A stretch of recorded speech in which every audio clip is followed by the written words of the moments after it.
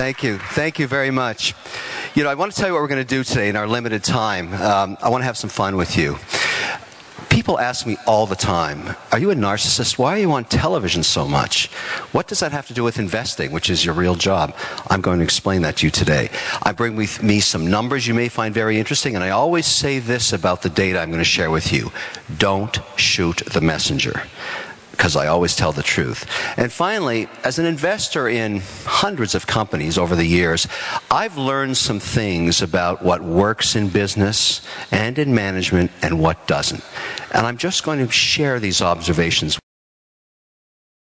talking about television. Some of you may know this woman, Amanda Lang.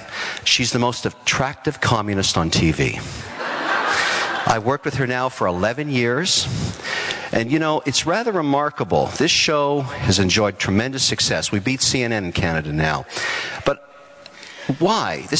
I do a lot of television, Shark Tank, Dragon's Den, I work with the Discovery Channel. But this is the show that I work the hardest on, every day for an hour. And here's why.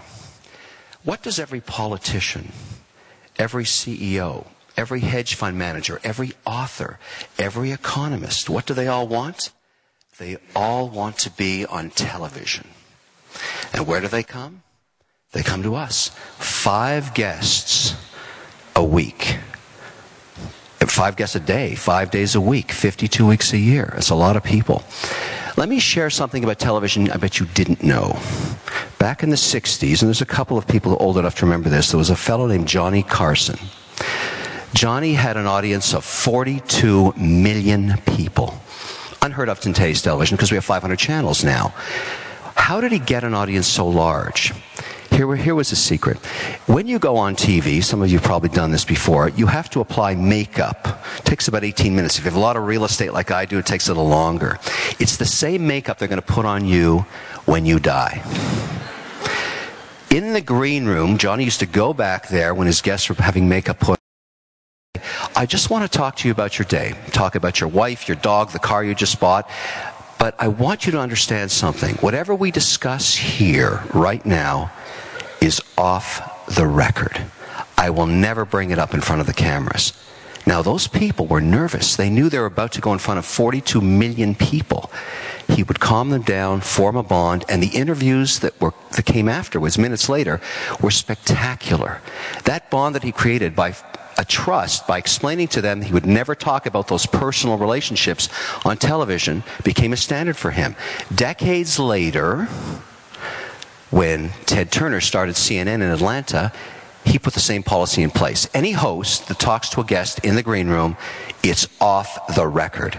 Today, that's the standard in television. So when Flaherty comes in to Lang O'Leary Exchange, he knows that he and I can have a conversation, and whatever we talk about, I can't bring up on television afterwards. Now, think about it if you're an investor, like me. Do you think I get some information out of this? Do you think that I'm getting info that I could never get any other way? It's a remarkable amount of data that comes at me. I'm not talking about picking stocks on an individual basis or insider trading. The amount of data you get on television is remarkable. And that's why I do it. Some of you may know this show, Dragon's Den. This is a cultural phenomenon in Canada. Let me give it to you by the numbers. National news, 850,000 people watch that every night in the CBC. That's a big number. Bigger than that is 2 Original 6 hockey teams playing on the network. 1.2 million people watch that in Canada. That is a huge number for Canada. Are you ready for this, Dragon's Den? Last night, 2.5 million Canadians watched that. That's unheard of. 1 in 3 families that are awake are watching it live. Why? Why has this happened? The advertisers want to know. The network wants to know. Everybody involved in television is trying to emulate it. Why? Here's my thesis. What are you watching when you watch Dragon's Den? You're watching the pursuit of freedom. What does it mean to be wealthy? You're free. Free to do anything you like. Go anywhere you want. Not answer the phone if you don't want to.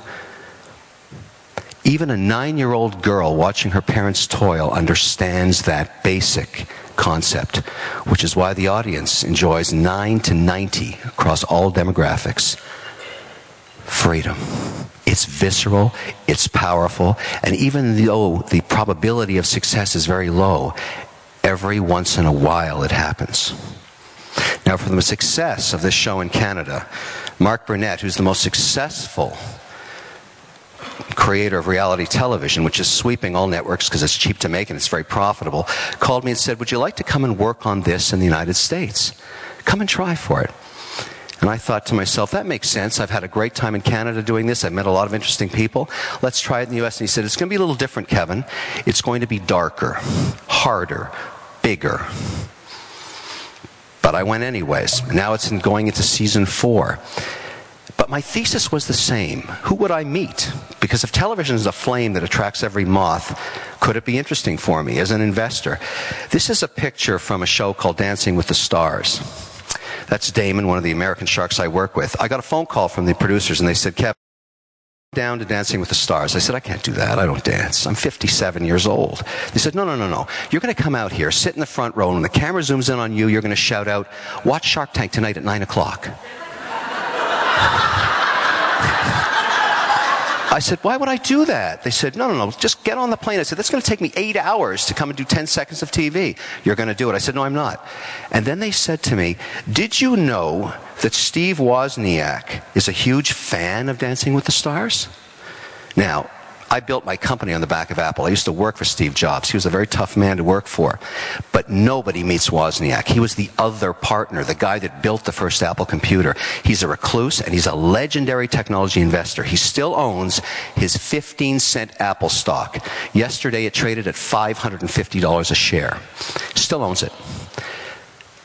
I've been dying to meet him my whole life. And they said, if you come down here, you should know that Wozniak comes to every taping. There's an empty chair beside him, and when it's over, you can take him out for dinner. And I went, oh yeah, I'm coming. So there I am with Damon. Here I am with Wozniak right afterwards. I asked him, I said, I can't own Apple stocks. It doesn't pay a dividend. And he said, yeah, I hate that. So I buy all the suppliers that provide us with the components in Asia that pay a dividend and enjoy growth like we do. And I said, really? Can you give me those names? He said, sure, I'll email them to you right now.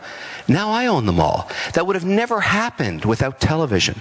That's the point.